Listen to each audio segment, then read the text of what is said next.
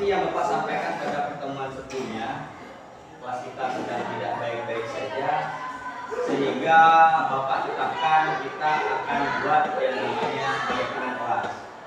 Bapak bilang tadi keyakinan kelas itu adalah hal-hal positif atau nilai-nilai positif yang kamu kemukakan dari dalam dirimu sendiri. Jadi nantinya setiap anak itu menyampaikanlah kalimat-kalimat positif, kalimat-kalimat keyakinan kamu agar nantinya kita sepakati secara bersama dalam bentuk keyakinan kelas dan kamu yakini nilai-nilai itu di dalam kehidupan sehari-hari. Lebih lagi kehidupan di kelas, di sekolah dan di rumah. Oke? Siap? Ya, jadi nantinya anak-anak Bapak akan Bapak bagikan satu stiker satu anak satu. Nantinya bisa kamu tulis di sini. Nilai keyakinan apa sih yang harus kita miliki, yang harus kamu miliki, yang harus kita sepakati di dalam kelas. Bapak contohkan seperti ini, misalnya kemarin ya, ada yang jatuh misalnya, menolong temannya yang sedang mengalami kesulitan. Atau mungkin ketika berbicara seperti ini ya, Bapak adalah orang tua, orang yang lebih tua. Kita mungkin menghormati orang lain yang sedang berbicara atau mendengarkan guru yang sedang berbicara. Bisa? Bisa? Jadi masing-masing silakan tulis bentuk keyakinan seperti apa yang harus kamu yakini. Tapi sebelum itu, santai, relax anak-anak. Tapi sebelum itu ada satu lagi yang ingin Bapak munculkan selain keyakinan kelas. Itu adalah nilai positif di dalam dirinya. Karena apa? Karena sekarang ini Bapak bisa lihat nih kayak anak-anak zaman sekarang, Bapak lihat ketika manggil temennya, itu manggilnya kebanyakan konotasi kata-katanya yang jelek. Atau nama orang tuanya yang dipanggil. Benar? Benar. Sekarang mulailah berubah. Karena apa? Nah, ingat perkataan itu adalah dosa. Masa dosa? Siapa yang ada dosa tadi? Perkataan adalah dosa. Iya, dosa kalau kita berkata hal-hal yang tidak baik. Tapi perkataan itu adalah doa. Karena apa? Biar kita berbicara hal-hal yang baik.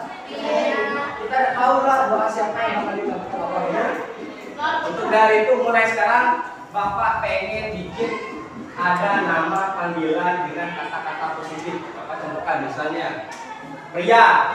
Pria itu apa? Misalnya saya pria, kata positifnya P ya, pria kan P itu. Berarti huruf depannya P, mungkin pintar.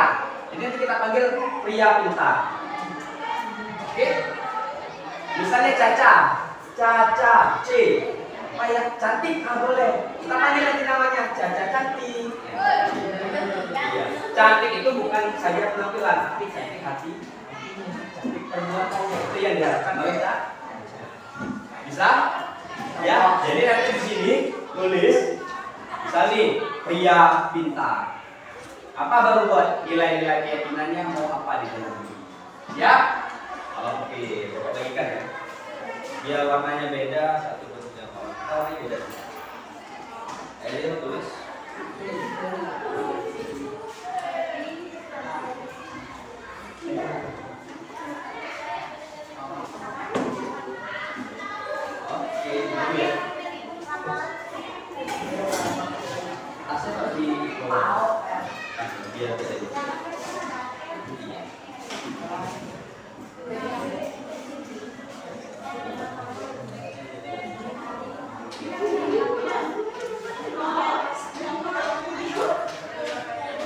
Ayo boleh pikirkan masing-masing apa ya.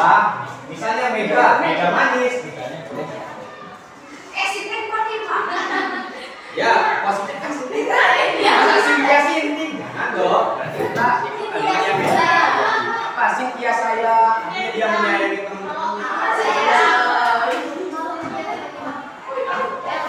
Ya, pikirkan masing-masing ya. Kalimat positifnya apa? Kita panggil nanti. Masing-masing nanti akan mempresentasikan, membacakan kata-kata positifnya dan kalimat-kalimat kebaikan.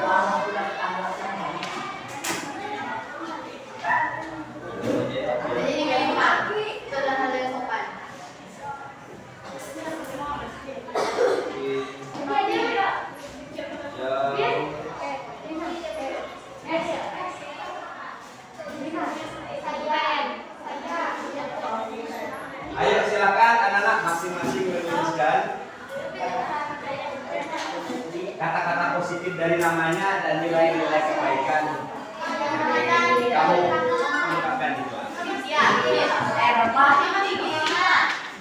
Ya, nantinya hasil dari kamu akan kita tempelkan di satu karton. Nantinya mungkin kita hias kayak kartu pohon hingga jadilah pohon keyakinan kelas industri. Sepakat?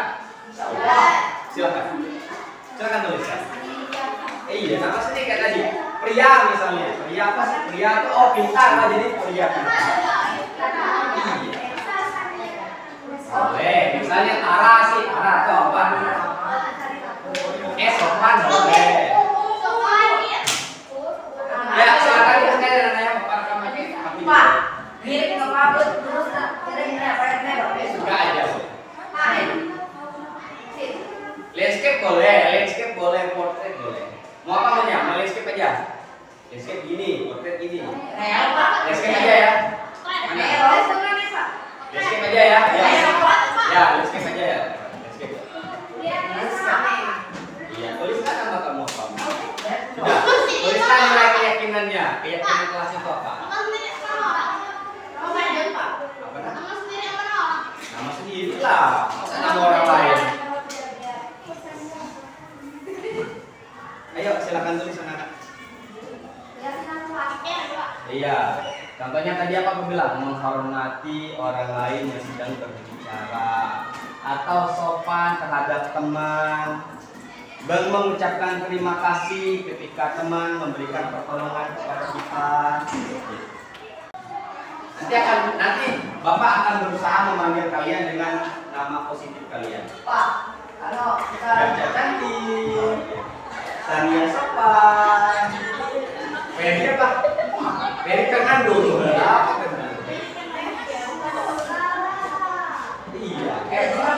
Bisa dong, biar keren aja dari kecil. Kamu membeli namanya?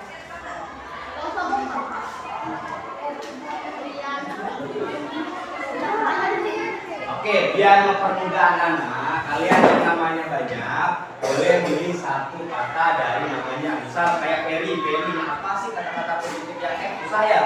Ferry Ramadan tapi ya. Ramadan, ramah. Jadi nanti harapannya apa tuh? Ketika kalian dipanggil dengan nama yang positif, mudah-mudahan itu menjadi doa dan mencerminkan diri kalian, kalian. Ya, jawab.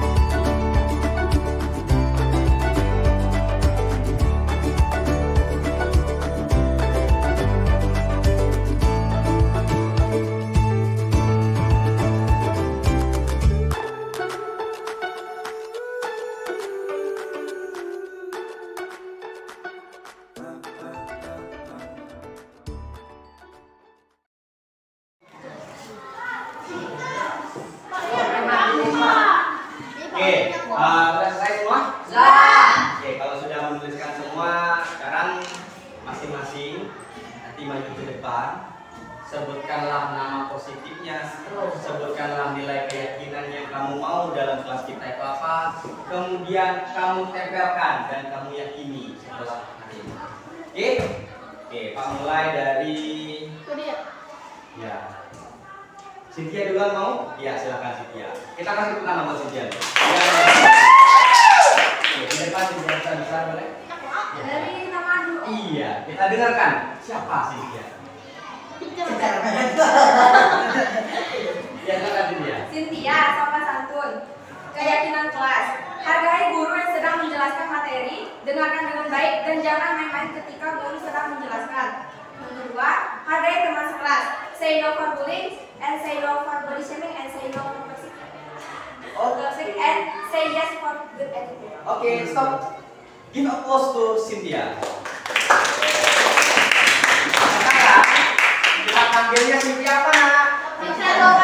Ya, sekarang kita panggilnya Cynthia Sopan Santun. Cynthia, ya, silakan tempelkan keyakinanmu. Oke, ya. Yang kedua siapa yang mau? Ferry kedua, ya silakan Ferry. Ayo Cynthia, mulailah memanggil dengan nama yang positif. Ya, silakan. Nah, sebutkan dulu, bacakan dulu. Ferry Rama. Ferry Rama. Ramahnya itu ngambil dari, ya berarti kita panggil nanti Ramadan Rama. Alat yang baik kepada guru yang sedang mengajar. Bro, oke. Oke, kita give applause to Ramadan Rama. Oke, Ramadan Rama silakan duduk ya. Siapa mau yang ketiga? Selanjutnya siapa yang mau? Ya silakan. Boleh, masing-masing kan harus maju. Silakan. Berani tampil itu, Mbak? Bagus. Baik, ayo mulai keluarkan potensi diri. Ya silakan, siapa mau? Bapak tunjuk aja ya. Aulia. Yo, Aulia apa? Kita dengar nih. Ya, Cynthia Sopan Santun. Ramadan Rama, ya senyumnya. Silakan. Aulia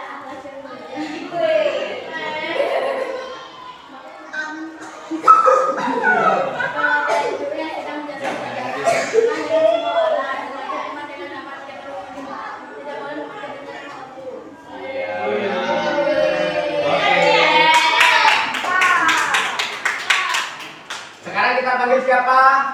Aulia Ahmad yang mulia.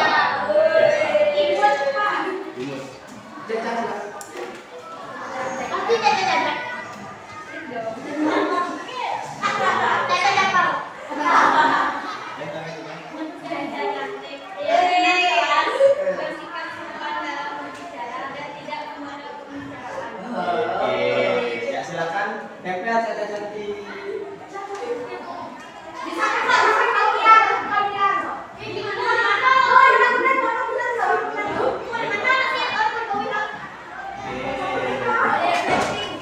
Sekarang kita panggil siapa, Nak? Caca cantik, mudah-mudahan Caca menjadi anak yang memang cantik hatinya, cantik sikapnya dan cantik tindakan. Siapa lagi? Coba Rian. Sang mantan ketua kelas kita. Rian silakan.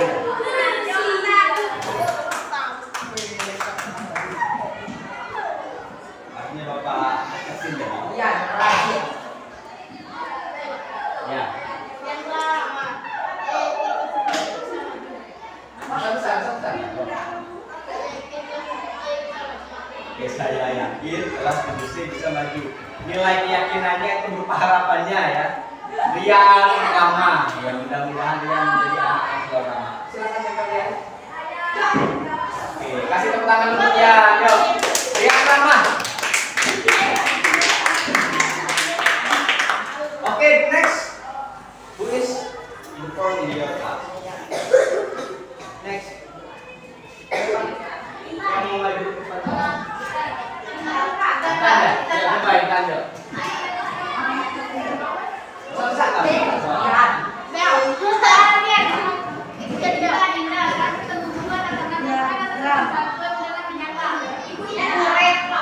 Perkenalkan Intan siapa tadi? Intan Dinda, oke. Ya silakan. Berarti nanti kita panggil Intan Dinda. Khairil. Oh. Silakan.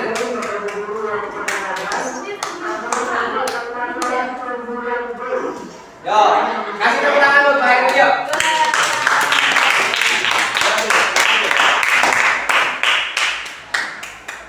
Dengarkan ya, dengarkan.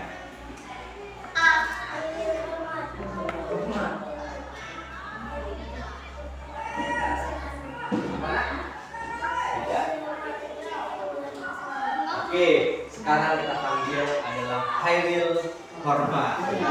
Hormat. Mau di mana? Di samping Caca cantik boleh. Di samping si Tias boleh. Di samping Peri Rama. Ya, Ramadan ya, jangan panggil lagi Feby sekarang. Ramadan. Oke, selanjutnya Winarti.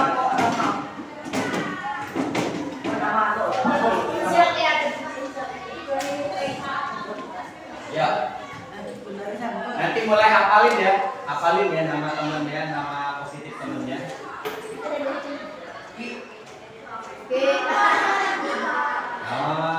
Tadi si Rama. Nah, Rama berarti kalau mau mengenal temennya. Ya, silakan ya.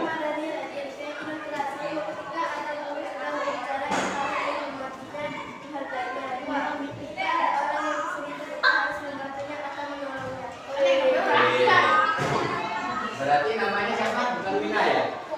Siapa? Rama tadi sama kayak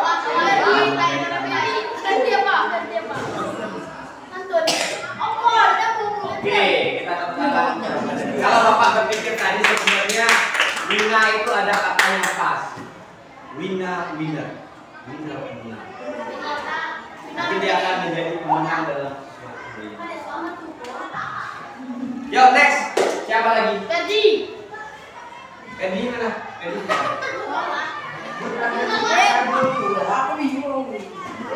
IPR. Sang ketua kelas baru kita.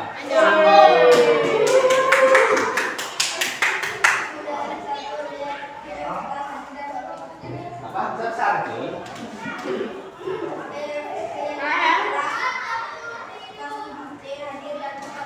Hadir tepat waktu. Oke, kita tempelkan. Lagi dipanggil San ya? Sun ya? San aja ya, kalau Sun kan Abi, San kan anak laki ya. SN ya, bahasa ini gitu. Siap lanjut. Dewo. Mega. Ya, silakan.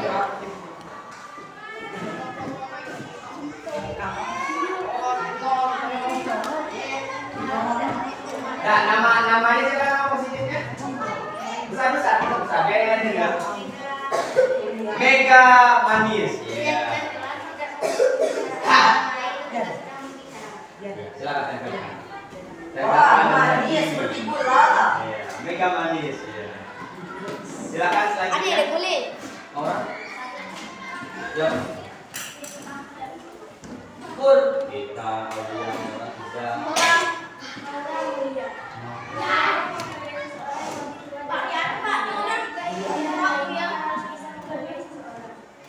Oke, besar-besar kata-kata yang lainnya. Yang terakhir.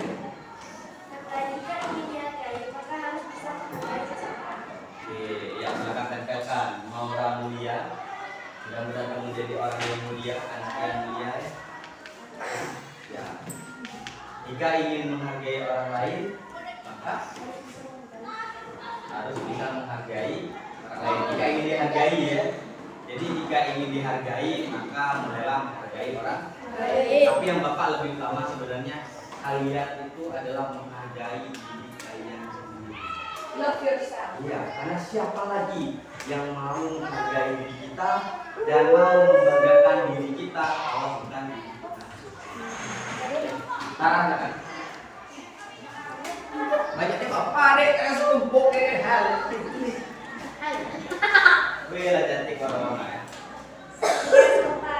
Menghormati teman, dua menghormati guru, tiga menolong teman yang kesusahan, tiga memperhatikan menjalankan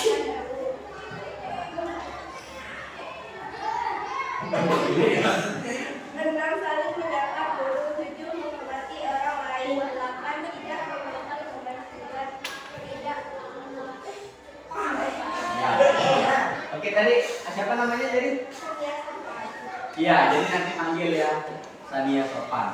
Silakan Sania Sopan. Oke, strong. Ya, strongnya besar sekali ya, strong. Punya Ramadan dia. Ya selanjutnya ya, silakan. Siapa lagi? Pria, yang pria.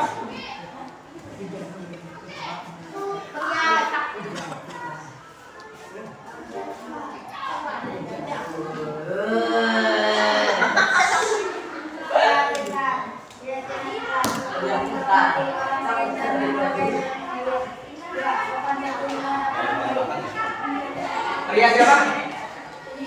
Pria pintar. Oke, sang pria pintar. Apa yang di kelasnya?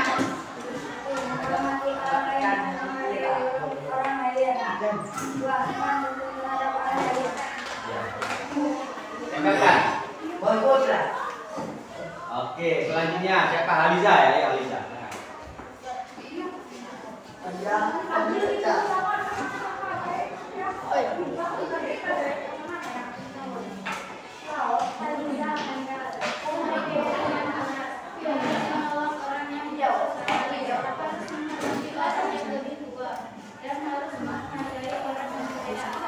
Oke, silakan. Oke, lanjut siapa? Ya, Ranai.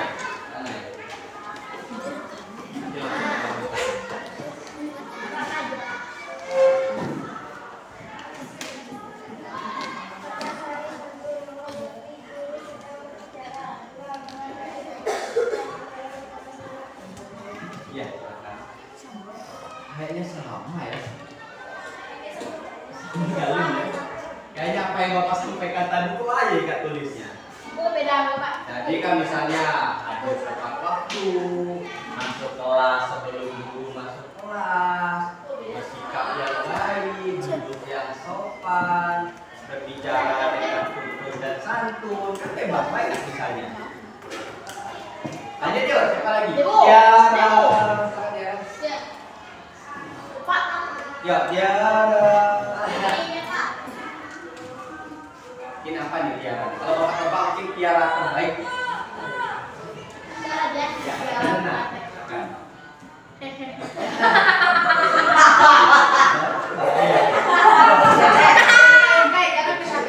Ayo, kita dengarkan. Silakan Tiara.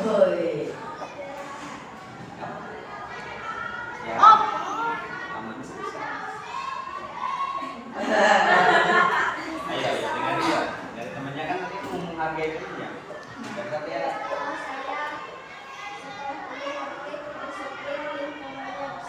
Oke, kasih nama positifnya apa jadi? Tiara tak? Oh iya, positifnya dia pengen istilahnya kenal dengan kata Tiara Taman. Pengennya lingkungan kelas menjadi bersih ya, asli dan nyaman. Oke, kasih apa dulu untuk Tiara Taman? Berarti nanti kita punya satu tanggung jawab dalam hal kebersihan. Jadi kebersihan kelas dan taman yang kita depan sama di belakang mungkin bisa Bapak percayakan kepada Tiara Taman. Karena memang namanya kan Tiara Taman ya. Bapak tadi berpikirnya mungkin Tiara terbaik. Mungkin dia mau menjadi versi terbaik dalam dirinya ketika ada itu. Lanjut, siapa lagi yang belum? Nadia ya? Ya Nadia, silakan Nadia. Oh, Siti belum ya? Belum Pak. Dia rumah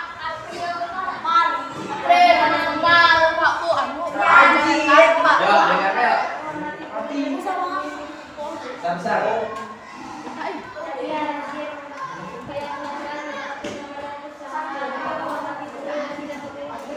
Ya. Tidak memilih-milih teman.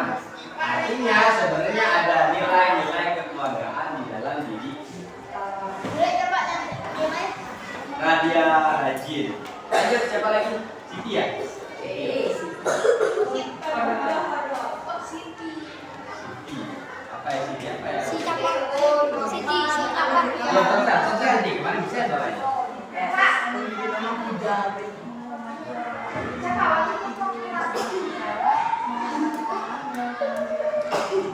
Siti apa jadi? Siti San. Oke.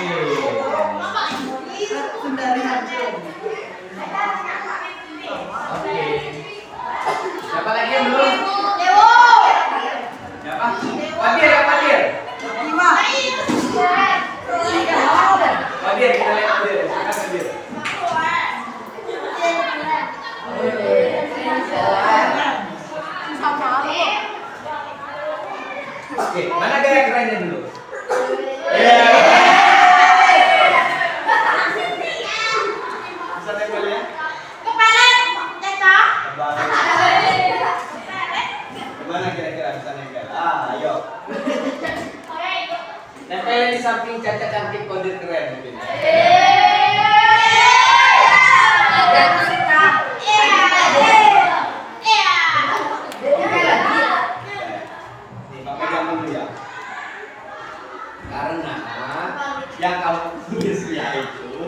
Yang baca ditempel. Macam dekoder keren itu Tino.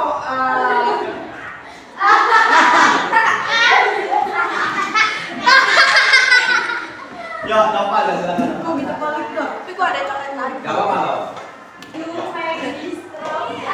Sama. Oke, next maybe what we call kode keren. Oke, Nopal. Apa dong? Ya, kucur apa? Oke.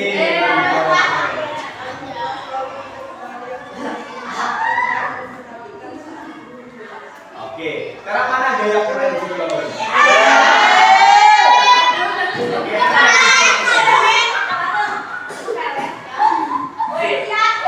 Oke, habis ini akan Bapak coba mengingat. Kita tunjuk ya, kita lihat. Benar nggak? Dia ingat nggak nama keren temennya? Nama positif temennya? Siapa lagi dulu? April. April ya, April. April ya? Mati juga. Mati. Mati belum ya? Silakan April ya.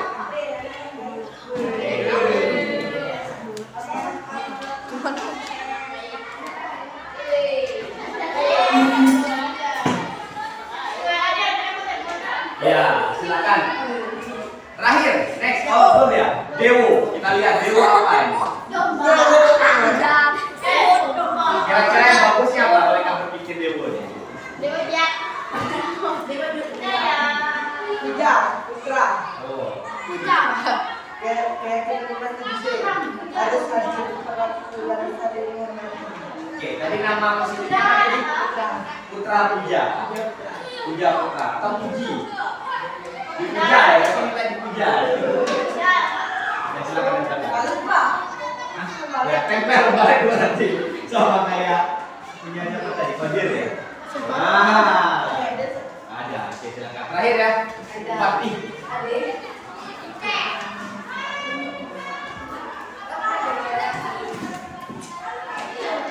Silakan. Berikan dulu.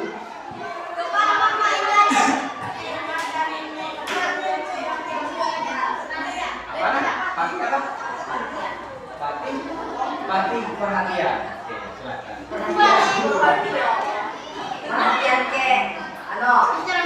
Silakan Pati. Bisa kejadian pajang Pak. Baru lagi bikin lagi ya kita kelas. Dian, Cynthia, tadi apa tadi? Menghargai dan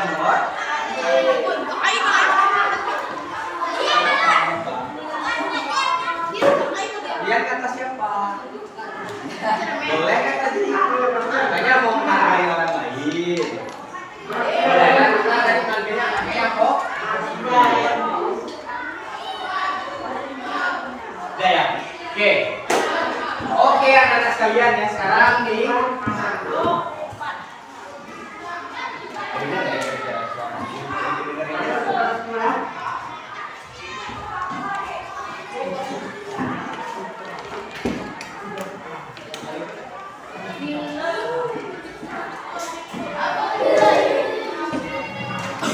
Oke ya.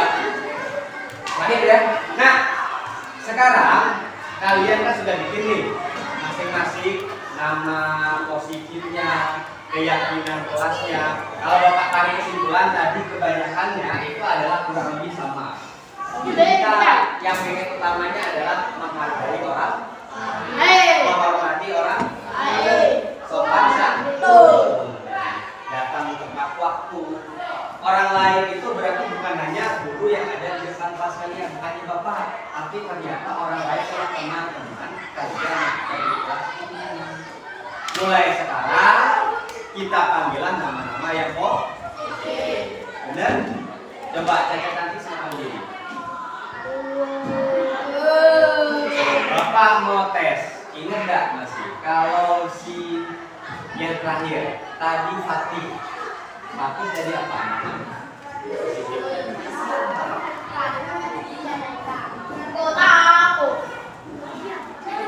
Ayo, Caca. Fatih apa tadi? Bisa nggak mengenai apa-apa? Apa? Nggak tahu. Tadi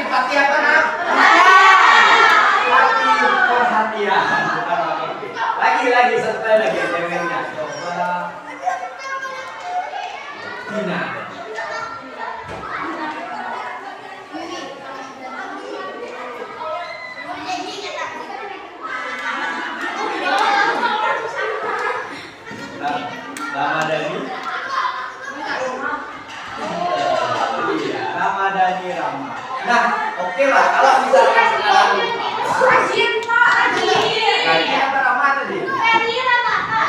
Rajin. Oh, ramah. Ferry yang rajin ramah ya. Ramah. Yuk, sekarang anak-anak, sekarang kita buat nih buat keyakinan kelas kita. Ini Bapak harapkan bukan hanya tertulis saja atau terpajang saja di belakang. Nanti tolong kamu yakini benar-benar nilai kebajikan, nilai keyakinan dalam kelas kita. Agar nantinya diharapkannya kelas kita menjadi lingkungan yang positif hingga terciptalah budaya yang positif di dalam kelas. Dan ada lagi Bapak mau dengar ya, ada teman yang bilang manggil temannya pakai nama orang tuanya atau pakai kata-kata yang negatif. Sekarang bolehlah panggil dengan menggunakan kata-kata yang positif. Kita lihat dalam waktu beberapa bulan ini. Nah, yang melanggar berarti kita sepakati ada namanya konsekuensi mau jangan hukuman. Kalau hukuman yang disuruh apa kan tidak relate ya. Pak. Kalau bisa kita adakan konsekuensi. Kira-kira kalau yang melanggar keyakinan kelas kita mau ya silakan kalian yang ungkapkan mau apa gitu. Bersih kelas. Selamat minggu. Bersih WC. Selamat minggu. Bersih kelas. Nyambut rumput. Bersih kelas. Ngecek kelas. Nyiram tanaman kita Pak. Nyiram kampungnya itu bentar lagi kita mau panen. Setelah panen nanti kan minggu depan Senin ya, Bapak gambarkan Senin depan. Jadi setelah panen nanti kalian akan bikin yang namanya produk. Ketika Bapak di semester 1 kemarin luar biasa kreatif anak-anaknya, banyak dia bikin produk-produk yang kreatif. Jadi nantinya ketika Ika ngambil kangkung, nanti akan ditampilkan sama Bu Elsa, dikasih gambaran. Ika juga bisa mencari informasi sendiri, mencari informasi sendiri. Kira-kira kangkung itu bisa dimanfaatkan menjadi apa? Yang nilainya bisa bernilai tinggi dan memiliki estetika yang bagus. Contoh nih misal ada namanya kerikung, tahu kerikung? Iya, tapi dari daunnya karena dari batangnya keras biasanya. Oh, tahu. Ya kan, kebanyakan keripiknya dari daunnya. Nah, biar nilainya itu menjadi bagus, bentuknya jangan pakai plastik biasa. Biasa itu kita ambil lilin, kayak di warung kan, keren. Beli plastik yang ada sealnya itu. Jadi ketika orang makannya itu bisa habis, makan yang lain.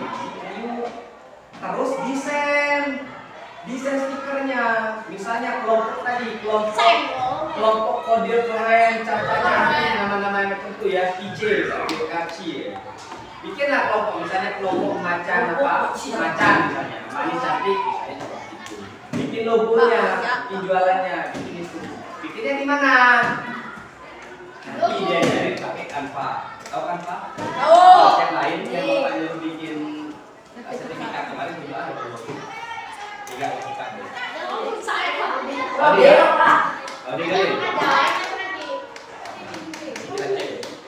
Nah, kasih stikernya itu macam tuh, di print, ditempel. Tapi kenapa Pak? Berarti Pak kan mau duit Pak. Dan apa mau duit? Nanti kan kita jual. Jualnya duitnya itu kalau bisa kamu itu berapa sih biaya produksinya? Baru harusnya nilai jualnya melebihi biaya produksi biar kita dapat. Akan Bapak buat kegiatan marketplace-nya, pemasarannya itu yang belanjanya selain kelas 1, akan Bapak sosialisasikan ada yang belanjanya bukan lagi dipakai kelas 8 sama kelas 9 juga. Kalau bisa nanti ditutup sementara. Jadi nantinya Ika jualan itu selain jualan keripik atau bahan-bahan, Ika juga bikin esnya. Boleh lah. Bikin es sirup itu masalah. Dia kan bikin sirup tuh, enak-enak kan. Oke. Yang kreatif nah mau jangan mentang-mentang kita orang kampung, apa yang kita tampilkan juga anak muda kampung tapi pikirannya kota. Gunakan bahasa Inggris boleh ya, memang keterampilan saya bahasa Inggrisnya bagus ya, maka apa ya kita itu kembangkanlah potensi di dalam bahasa Inggris Pak. Kamu mendatangkannya apa? Enggak. Makanya, nah kalau Bapak jujur ya, kalau Ika belajar bahasa Inggris yang baik itu adalah apa? Segala sesuatu ada di sekitar kita itu tulisnya pakai bahasa Inggris. Kalau tidak tahu lemari, apa lemari bahasa Inggrisnya sih dia? Tidak tahu. Tulis di lemari ini yo. Di kamar ini lemari. Cari di kamus lemari itu bahasa Inggrisnya apa? Bikin di kayak kertas. Ini bahasa Inggris lemari apa? Itu udah tahu apa misalnya jual ya. Nanti tahulah berapa pas. Cari lagi yang lain, pensil, pen, whiteboard. Jadi sehingga penguasaan kosakata kalian itu menjadi banyak. Dan itulah salah satu cara ya. Yang kedua nanti akan Bapak praktekkan, ada orang main video ya, video orang lagi rame-rame suruh merangkai kata-kata dengan menggunakan bahasa Inggris. Dilanjutkan seperti itu nanti akan Bapak praktekkan. Selama Bapak di sini nama Bapak adalah Fadli Asrullah. Bapak akan ambil, kalau Bapak nama positifnya Asrullahnya Bapak ambil adalah amanah. Harapan Bapak menjadi orang yang amanah dalam apapun yang Bapak. Ya, oke nak sepakat kelas kita jadi kelas yang lebih baik lagi. Ya. Oke. Tepuk semangat.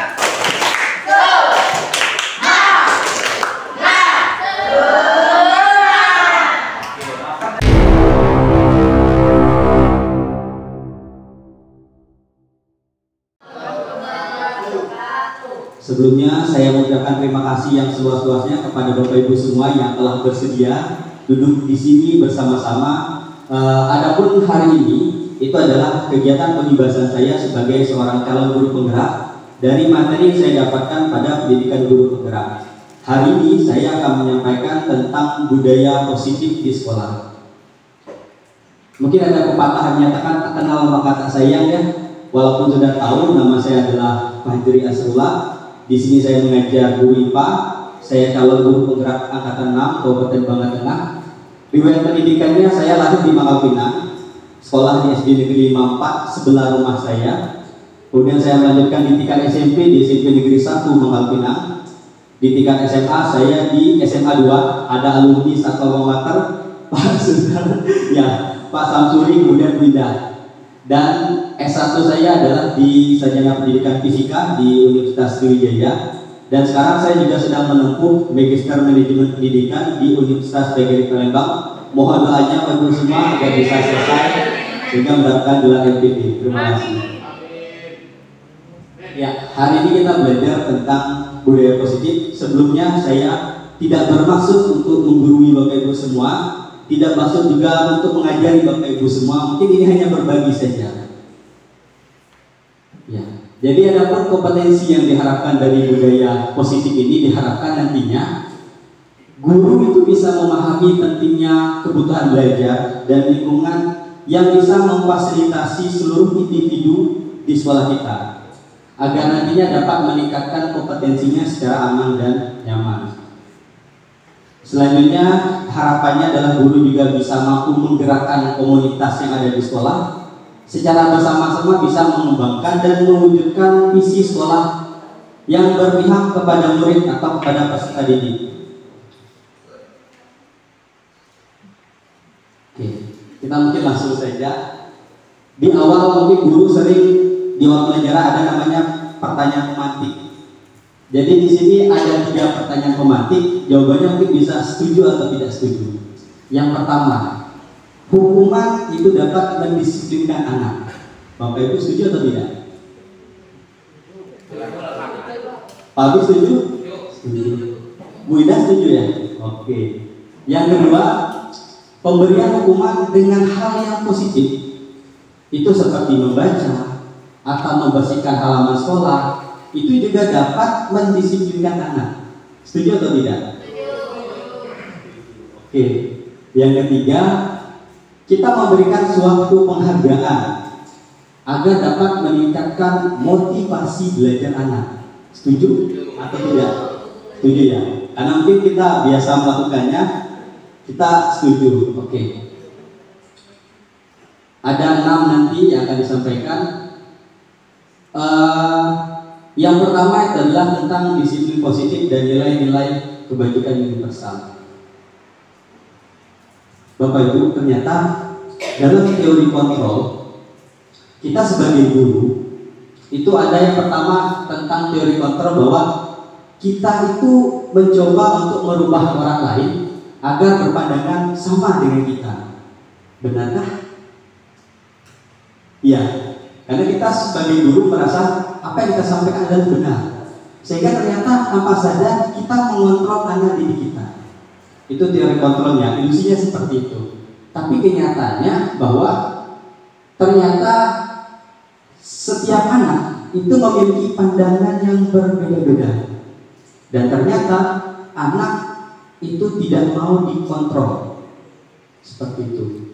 Selanjutnya ada ilusi kontrol lagi tentang perilaku buruk itu dilihat sebagai suatu kesalahan. Jadi kalau kita berbuat yang tidak baik itu berarti merupakan suatu kesalahan. Tapi ternyata di teori kontrol setiap perilaku, setiap tindakan itu pasti memiliki tujuan. Iya. Yang lainnya ada pepatah ilusi bahwa bilang orang lain itu bisa mengontrol saya. Sebenarnya hanya diri kita sendirilah yang bisa mengontrol diri kita, bukan orang lain. Kemudian ilusinya adalah ternyata pemaksaan ada pada saat bujukan gagal. Jadi ketika kita membujuk seseorang dan ternyata gagal, kita akan cenderung melakukan yang namanya pemaksaan. Tapi ternyata dalam teori kontrol dibutuhkan adanya kolaborasi dan konsensus untuk menciptakan berbagai alternatif pilihan. Selanjutnya di stimulus respon ilusif kontrol ada model berpikir menang atau kalah. Berarti kita kalau bertanding atau melakukan sesuatu pasti ada yang menang, pasti ada yang salah, benar? Tapi seharusnya berpikirlah menang atau menang. Jadi jangan sampai menciptakan ada pihak yang kalah seperti itu. Ya, jadi ini di disiplin positif mulai dari teori kontrol si Dr. William Glasser itu ada bikin skema, konsepnya seperti ini. Secara garis besarnya ada ini yang akan kita lakukan mulai dari bagaimana sih disiplin diri itu.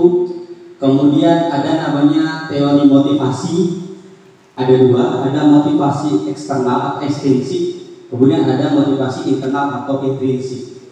Ini akan dijelaskan nantinya.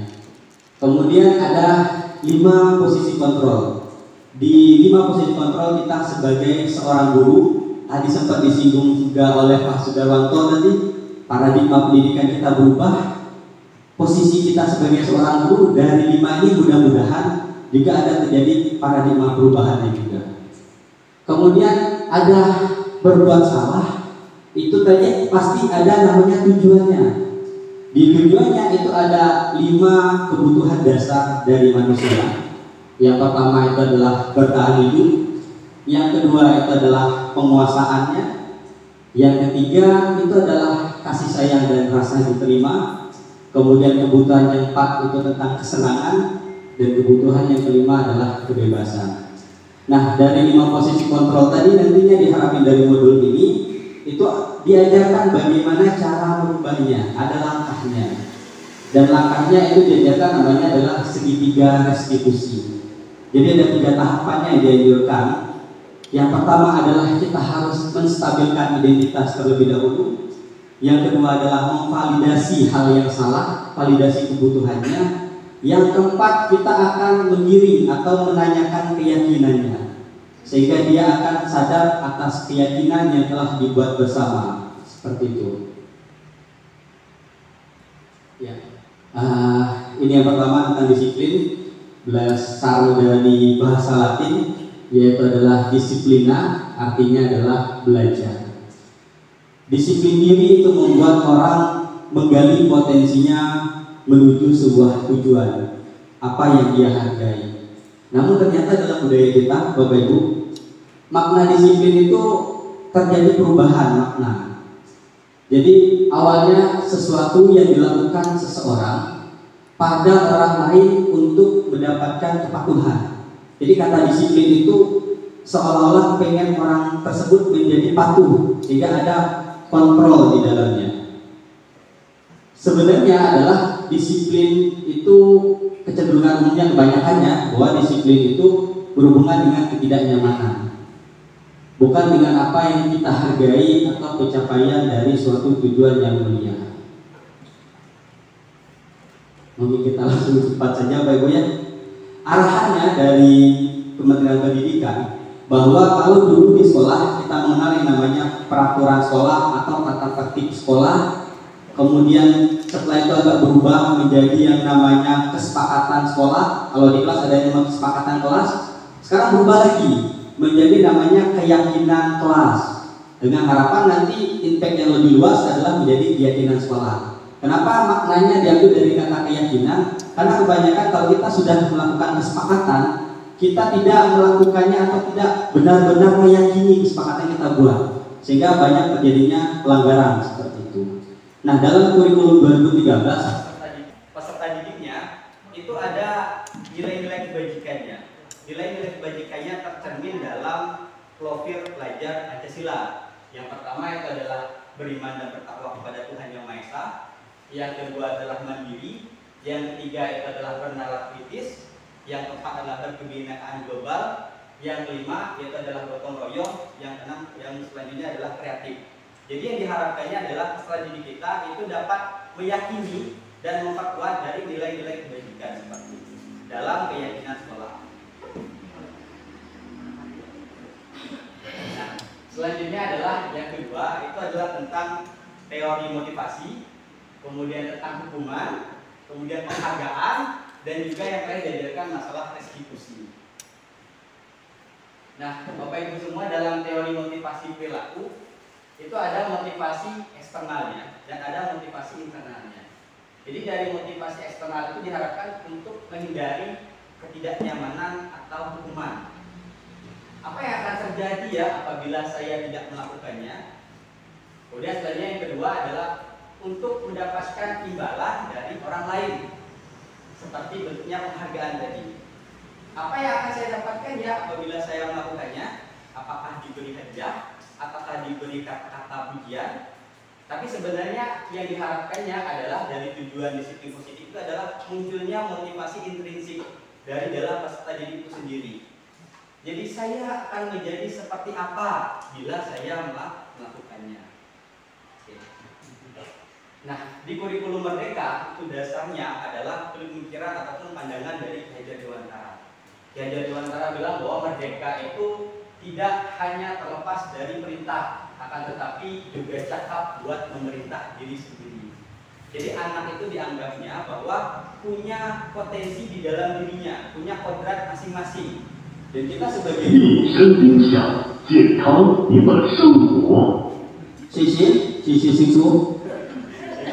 terima kasih Bu. Benar. Saya belajar bahasa Inggris. Sama dari terima kasih. Ujian wajib.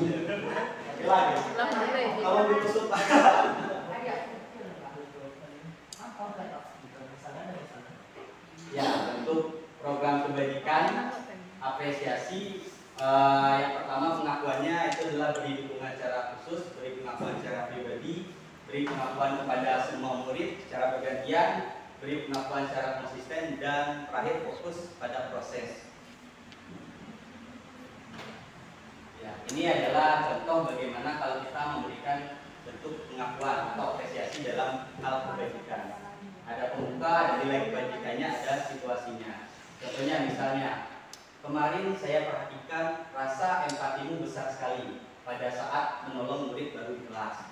Itu salah satu bentuk apresiasi yang kita omongkan seperti itu. Atau mungkin bisa, saya menghargai kepedulianmu pada saat kamu membantu teman-temanmu di tugas kelompok. Terima kasih untuk rasa tanggung jawabmu pada saat kamu memungut kertas-kertas yang berserakan di lantai. Jadi benar-benar kita menciptakan budaya positif, menghindari kata-kata yang negatif, mulailah dengan kata-kata yang positif. Setiap apa yang dilakukan mahasiswa kita hargai seperti itu.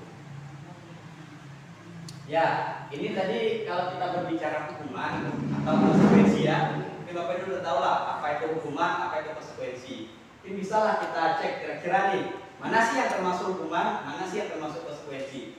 Misalnya yang pertama nih, mencatat 100 kali di dalam buku kalimat. Saya tidak akan terlambat lagi karena terlambat sekolah. Kira-kira hukuman atau konsekuensi? Hukuman atau konsekuensi?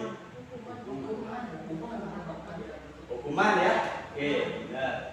Yang selanjutnya, lari mengelilingi lapangan basket 2 kali karena terlambat hadir di sekolah. Konsekuensi Pak ya. Oke. Yang ketiga, murid diminta untuk push up 15 kali karena tidak menggunakan masker ke sekolah. Hukuman konsekuensi? Hukuman. Mengganti kertas teman yang telah dicoret-coret. Hebat. Membersihkan tumpahan air di meja tulis karena tersenggol pada saat belajar. Murid disuruh untuk mengenakan sepatu seharian di sekolah karena tidak mengenakan sepatu hitam. Hukuman ya. Oke. Lari mengelilingi lapangan 2 kali karena terlambat 10 menit untuk pelajaran PJOK. Hukuman. Ya, berarti ini ada kalimat yang kedua sama kalimat yang terakhir itu sama ya. Sama-sama lari mengelilingi lapangan basket 2 kali. Tapi yang di atas karena terlambat hadir di sekolah. Tapi kalau yang di bawah karena terlambat 10 menit untuk belajar.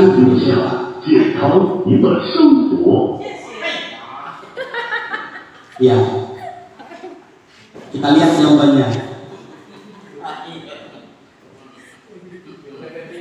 Ya. Ternyata yang kedua bentuknya adalah hukuman. Yang terakhir bentuknya adalah konsekuensi. Kira-kira apa yang membedakannya Pak?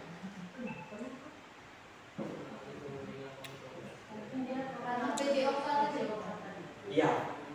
Hukuman itu sebenarnya dilakukan secara spontan dan tidak berhubungan dengan apa kesalahan yang dilanggarnya.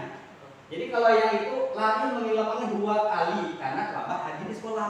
Dia terlambat hadir di sekolah, tapi disuruh lari lapangan.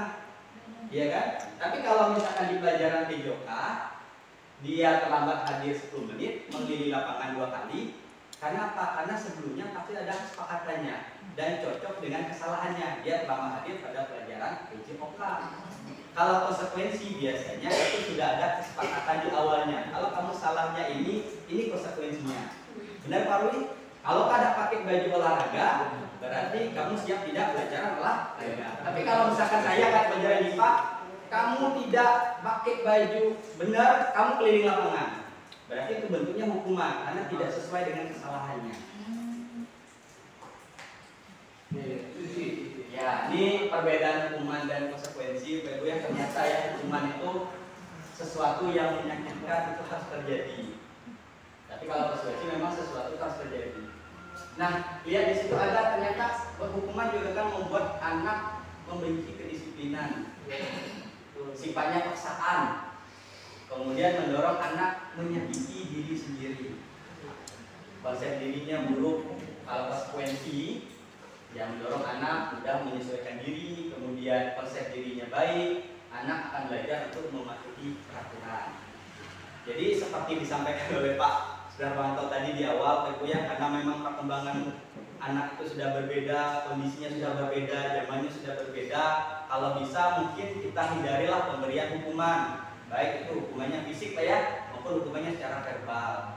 Mungkin di sini peraturan sekolah kita juga sudah ada konsekuensinya beda ya. Mungkin bisa kita terapkan konsekuensinya. Namun ada satu lagi dianjurkan oleh para narasumber bahwa seyogianya ada hal yang lebih ideal lagi, hal yang lebih bisa kita lakukan itu namanya adalah restitusi. Dan restitusi ini adalah menjadikan merupakan suatu pilihan. Ya, karena apa? Karena pandangannya bahwa pengennya kita sebagai guru itu adalah menuntun anak itu. Anak itu ketika dia berbuat salah, jangan sampai kesalahannya itu selalu terngiang-ngiang di dalam dirinya. Kita orang dewasa saja ketika kita salah, kita masih mengingat kesalahan itu. Kalau saya berbicara jujur, apa yang saya ingat ketika saya masih di sekolah adalah ketika saya dipukul oleh guru saya. Sampai-sampai penggaris panjang ini patah. Dan masih sampai saya ingat. Bahkan saya lupa apa sih hal baik yang dilakukan oleh guru saya terhadap saya.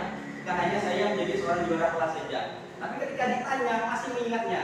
Kita yang sudah dewasa saja masih mengingat hal-hal yang kesalahan-kesalahan kita yang lebih dahulu. Dan itu impact yang pengen dikurangi oleh pendidikan kita, bahwa kita jangan sampai membuat siswa itu sudah salah dan terus-terusan merasa bersalah. Ya, harapannya seperti itu Bapak Ibu ya. Apa sih itu restitusi? Restitusi itu adalah proses untuk menciptakan kondisi bagi murid untuk bisa memperbaiki kesalahan mereka, sehingga mereka bisa kembali pada kelompok mereka dengan karakter yang lebih kuat. Jadi di sini restitusi adalah proses kolaboratif yang mengajarkan murid untuk mencari solusi dari mereka sendiri. Kita sebagai guru hanya menuntunnya saja. Mungkin ini adalah ciri-cirinya. Yang pertama adalah bukan untuk menebus kesalahan, namun belajar dari kesalahannya. Sampai ke 9 mungkin yang terakhir ya. Restitusi adalah fokus kepada solusi dan mengembalikan murid yang berbuat salah kepada kelompoknya. Oke, selanjutnya Bapak Ibu ya, pelajarannya tentang keyakinan kelas. Kalau kita ada pertanyaan tematik di awal kan, mengapa sih kita memiliki peraturan harus menggunakan helm bila mengendarai kendaraan roda 2? Kira-kira apa kita harus pakai helm? Biar aman. Biar aman. Berarti ada nilai keselamatan, benar? Nah, kemudian mengapa kita memiliki peraturan 3M kemarin suruh pakai masker, mencuci tangan, menjaga jarak 1,5 meter? Biar ada corona. Ya, ada corona. Berarti ada nilai kesehatan. Nah, nilai keselamatan, nilai kesehatan itu adalah nilai-nilai keyakinan, nilai-nilai keyakinan. Ya, harapannya, pengennya Bu ya, lingkarannya semakin besar ya. Bermula dari kelas, peraturan kelas, itu mulai membangun yang lebih baik ke keyakinan kelas. Kemudian nanti terciptalah lingkungan yang positif. Kalau sudah tercipta lingkungan yang positif, muncullah yang namanya budaya yang positif. Kenapa budaya? Berarti sudah menjadi keseharian. Oke. Ya, ini ada bentuk, kira-kira bentuk kesepakatan kelas. Yang sebelah kiri tentang kesepakatan kelas datang tepat waktu mengucapkan salam. Sebelah kanannya kami guru dan murid saling menyayangi. Kami murid yang bersemangat belajar. Kira-kira yang mana Bapak Ibu yang merupakan keyakinan kelas? Yang kiri atau yang kanan?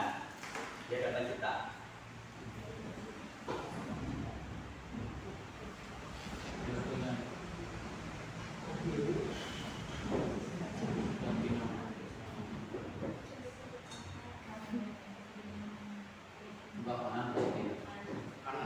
Sebelah kanan Farbi ya?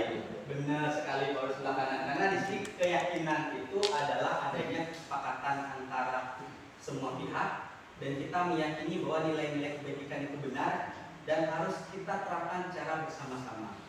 Makanya kami guru dan murid yang saling menyayangi. Jadi murid sayang kita guru, kita juga sayang ke muridnya. Kemudian kami murid yang semangat belajar. Kami murid yang peduli dengan teman-temannya. Kalau keyakinan kelasnya kita bisa terapkan, mudah-mudahan ya nanti kita menjadi lebih baik lagi dan sehingga kita lingkungan budaya positif.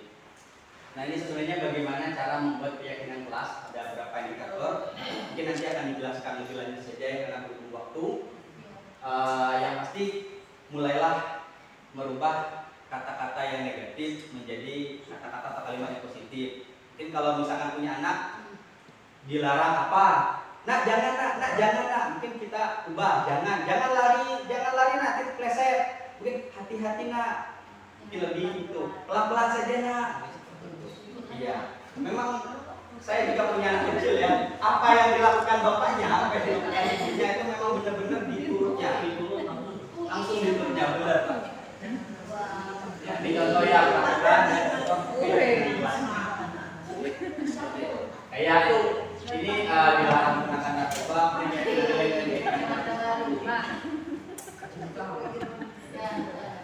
kita lanjutnya kemudian ke pelajaran yang keempat tentang kebutuhan dasar manusia dan kelas.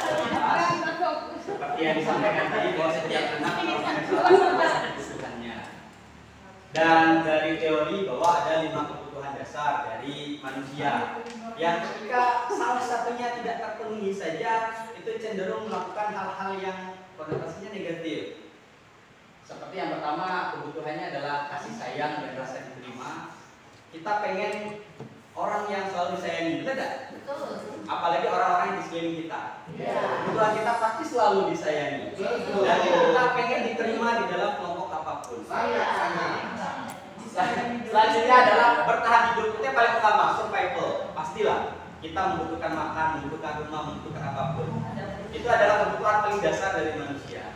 Selanjutnya adalah kesenangan. Benar kita senang? Butuh senang ya? Pasti ya. Hari Sabtu, hari Minggu adalah waktu kita memenuhi kebutuhan kesenangannya. Main ke pantai, ke mall, shopping dan lain-lain. Iya, beli baju, beli baru dan sebagainya. Nah, yang ketiga, yang keempat ada namanya penguasaan. Penguasaan itu bagaimana? Penguasaan itu seperti kita ingin menjadi orang yang hebat lah, terlihat seperti itu pada diri kita. Misalnya pengen jadi juara kelas kalau siswa ya. Nah, dia pasti akan bertanya, aktif, menjawab, bekerja, belajar lebih giat lagi. Mereka ada kebutuhannya adalah penguasaan pada dirinya. Dia pengen mengontrol dirinya menjadi orang yang lebih hebat. Yang terakhir adalah kebebasan. Dan ini juga pasti kita juga pengen bebas, tidak terkekang. Ya, saya sama, saya juga seperti itu. Ya, ini ada kasus Ibu Ama guru kelas BK di SD Pelita Hati. Namanya bisa dieditor, sorry, karena saya screenshot dan foto. Sedang bingung menghadapi ulang salah satu murid kelasnya si Doni. Mohon maaf ada kesalahan apa? Iya. Beberapa anak di kelas 2A telah datang kepadanya dan mengeluhkan Doni seringkali meminta makan siang mereka dengan paksa. Dandan. Menghadapi situasi sulit lambat. Apa yang akan Anda lakukan? Menurut Anda kira-kira apa alasan Doni? Lapar. Doni kan lapar. Berarti kalau lapar, 5 kebutuhan apa yang tidak terpenuhi kalau menurut Doni? Makan. Berarti survival atau kebutuhan hidup. Iya, bertahan hidupnya. Yang lain itu? Jahil Pak. Suka maksa. Berarti kira-kira kebutuhan apa yang kurang dipenuhi oleh Doni sehingga dia melakukan hal itu? Kesenangan.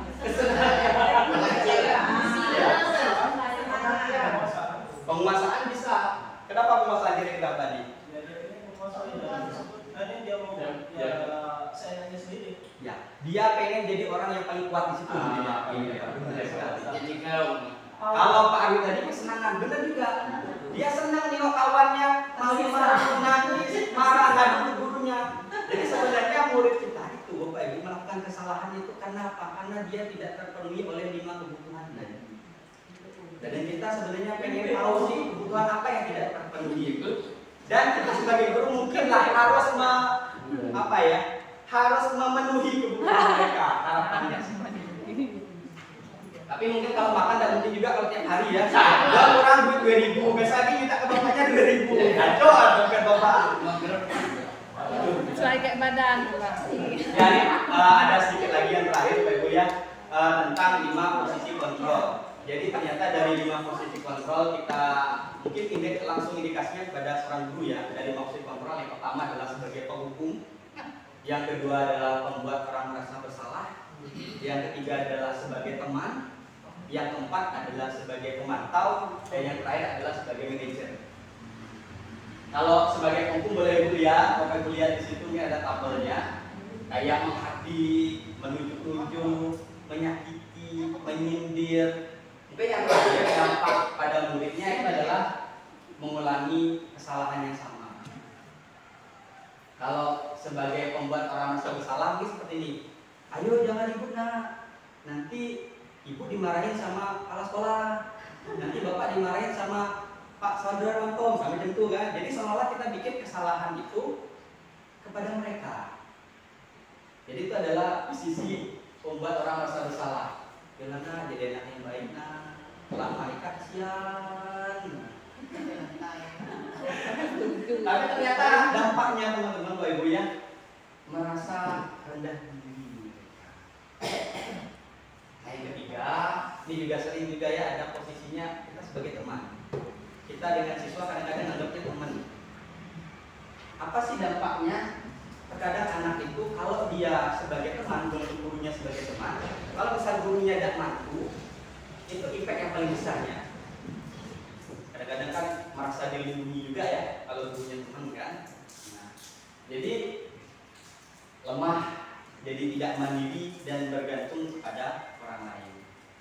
Posisi yang keempat adalah pemantau. Mungkin kalau pemantau biasanya kalau sebelum di sekolah mungkin kayak wakil ya, karena istilahnya pemantau itu adalah menegakkan peraturan yang ada, tidak secara langsung. Apa peraturannya, kemudian murid meletakkan guru peraturan dan hukum di dunia berkualitas, tapi dampaknya adalah menitik beratkan pada sanksi atau hadiah untuk dirinya. Nah, yang terakhir yang diajarinnya itu adalah posisinya sebagai manajer. Apa sih sebagai manajer? Sebagai manajer itu adalah kita pengennya membawa anak itu tahu dia salah, dan kita pengen buat dia untuk berusaha secara mandiri, secara individu untuk mencari solusi dari kesalahan yang dia buat. Itu posisi sebagai manajer. Yang terakhir Pak Ibu ya, yang terakhir nih, benar-benar yang terakhir nih. Itu adalah segitiga restitusi. Diajarkan itu bagaimana caranya untuk menjadi posisi sebagai manajer dalam ketemu siswa yang bermasalah atau mengalami masalah. Dalam segitiga restitusi ada 3 tahapan. Mungkin ini juga Bapak Ibu saya yakin sudah diterapkan, sudah pernah mengalami, bahkan sudah langsung menggunakan ini tanpa disadari. Ini baru teorinya, karena saya mendapatkan teorinya. Mungkin prakteknya kita semua juga sudah mempraktekannya. Cuma kita tidak tahu ternyata ini teorinya. Teorinya namanya adalah segitiga restitusi. Yang pertama adalah menstabilkan identitas. Menstabilkan identitas itu kita tahu bahwa anak itu benar-benar salah, tapi ternyata jangan sampai kita buat dia merasa terus bersalah. Karena setiap orang juga pasti melakukan kesalahan. Kita naikkan moralnya bahwa ternyata anak walaupun kita salah, kita tahu kita salah, tapi tidak hanya kita yang membuat salah, dan kita bisa memperbaiki kesalahan tersebut. Jadi kita stabilkan dulu identitasnya. Baru tahapan yang kedua itu adalah memvalidasi kebutuhannya. Baru yang ketiga adalah menanyakan keyakinan. Nah, ini gunanya menstabilkan identitas untuk membuat anak tadi yang merasa gagal tadi karena berbuat salah, tapi menjadi positif terhadap dirinya. Jangan sampai berlarut-larut dengan kesalahannya. Gimana sih caranya? Mungkin ini agak sulit kita ucapkan ya, karena terlalu luar biasa sekali. Tapi ya, mungkin seperti yang diajarkannya. Berbuat salah itu adalah hal yang manusiawi. Setiap orang pasti juga melakukannya. Tidak ada manusia yang sempurna. Bapak Ibu juga pernah berbuat salah. Kita juga pasti bisa menyelesaikan permasalahan ini. Bapak Ibu tidak tertarik untuk mencari tahu siapa yang salah, tapi Bapak Ibu tertarik untuk mencari solusi dari permasalahan itu. Kalau kamu menyalahkan dirimu sendiri terus-menerus, apakah kamu bersikap baik pada dirimu sendiri? Jadi kita stabilkan identitasnya. Walaupun dia berbuat salah, tetap kita angkat moralnya biar jadi lebih positif. Nah, kalau sudah distabilkan identitasnya, baru kita validasi kebutuhannya tadi. Kebutuhan apa kira-kira yang tidak terpenuhi? Membantu murid mengenali basic need-nya atau kebutuhan dasarnya yang ingin dipenuhi ketika melakukan kesalahan. Mungkin seperti ini kata-kata yang diajarkannya. Kamu bisa saja melakukan hal yang lebih buruk dari ini, tapi kamu tidak melakukannya. Kamu pasti punya alasan melakukannya. Lalu baru anaknya ceritakan, oh ini ternyata kemarin terlambat sekolah gara-gara mantu makku motong apa singkong kan jualan kan. Makanya kita harus menggali lah. Kira-kira apa sih alasan murid itu melakukan kesalahan? Selanjutnya adalah menanyakan keyakinannya, karena di sekolah sudah kita buat ya, apa itu keyakinan kelas, apa itu keyakinan sekolah. Nilai-nilai apa sih yang kita percaya di kelas atau di sekolah, nilai-nilai apa yang telah kita sepakati bersama. Ya, ini sedikit intervensi selama 30 detik yang bisa kita lakukan seperti itu. Ya, Bapak Ibu. Oke, baik. Itu saja penyampaian teori dari aksi nyata saya ketika mengikuti program guru penggerak ini. Ini baru modul yang pertama. Ada 3 modul, dan tiap modul ada submodulnya. Dan tiap bulan itu ada lokakaryanya. Dan di dalam lokakarya juga masih ada aksi nyatanya. Kemarin saya, Bu Eca, Pak Maulida ya, mencoba membuat praktik komunitas praktisi dalam kurikulum Merdeka P5. Nah, nanti izin juga dengan Pak Sudarwanto pada loka karya kedua nanti ada pendampingan individu untuk membahas aksi nyata juga dalam perumusan visi misi di sekolah. Mungkin visi misi di sekolah kita itu tidak relate lagi dengan keadaan sekarang. Dengan adanya materi-materi yang saya dapatkan mungkin bisa menjadi bahan pertimbangan untuk membuat visi misi di sekolah. Mungkin itu saja Bapak Ibu dari saya. Apabila ada kesalahan saya mohon maaf ya, kepada Allah saya mohon ampun. Mungkin ada kata-kata yang salah atau tadi ada nama yang sama kayak Doni saya mohon maaf ya. Dari materinya memang seperti itu. Pada Bapak Ibu saya ucapkan terima kasih sudah mendengarkan.